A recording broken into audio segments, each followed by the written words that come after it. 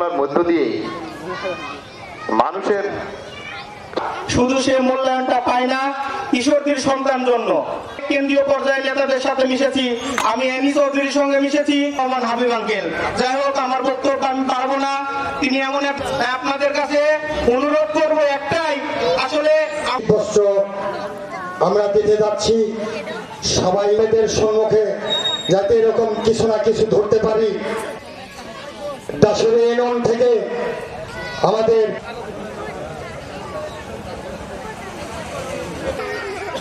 এই আশা ব্যক্ত করে ঢাকা নোয়াখালী কুমিল্লার সন্তানরা যেরকম তাকে খারাপ বলার কোন স্কোপ নেই, তিনি কোনো দুর্নীতির সঙ্গে জড়িত না। আরো উৎসাহ করার জন্য